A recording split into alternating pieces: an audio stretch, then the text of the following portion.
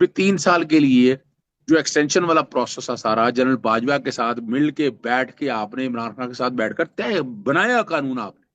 اب اس میں 3 سال کی ایکسٹینشن دے دی آپ نے تو حق ہے 3 سال کی ایکسٹینشن دینے کا.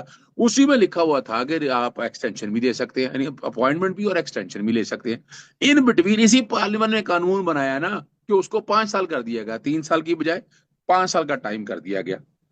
اچھا چلیں جی, یہ نہیں مانتے اور یہ ایسی حالات ہیں تو کیا پروسیجر کیا ہے اس کا؟ وہ پروسیجر میں نے آپ کے سامنے بڑی بات بتا دیا ہوا ہے کہ جناب وہ 3 سال 5 سال کی صبر کیا جائے گا. چلے فرض کرے جھگڑا ہو گیا جس میں نہیں مانتے وہ جناب ایک دینا, وہ کوٹا میں چلا جائے گا. اللہ رکھا محمد بوٹا کوئی بھی چیلنج کر دے گا اور کوٹے کہہ دے کہ نہیں جناب اس لا پر یہ 3 سال کی جو ایکسٹینشن ہے آٹومیٹکلی 5 سال کی آ گئی. یعنی میں یہ کہنا چاہ رہا ہوں کہ اس طرح حالات سیو ہے.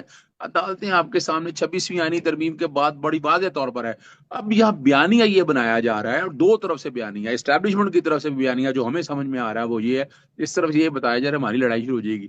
دوسری طرف ایک ٹی وی پروگرام میں بیٹھا ہوا تھا رانا بشر صاحب کے ساتھ, تو اور پیپلز پارٹی سے لوگ بیٹھے تھے کہ جی ہماری لڑائی ہو گئی ہے. میں نے کہا لڑائی نہیں ہو گئی, پاکستان تحریک انصاف نے فیصلہ کر لیا ہے کہ وہ اسمبلیوں سے نکل آئیں گے, استعفے دے دیں گے. تو اپوزیشن کی سیٹیں سنبھالنے کے لیے آپ بتانا یہ چاہ رہے ہیں کہ اب ریئل اپوزیشن ہے, ریئل اپوزیشن اب کوئی نہیں رہے گی آپ کے سامنے. تو پیپلز پارٹی بھی اسی دال روٹی پہ آگے لے کر چلے گی معاملات کو, جو سیٹل ڈاؤن کرے گی.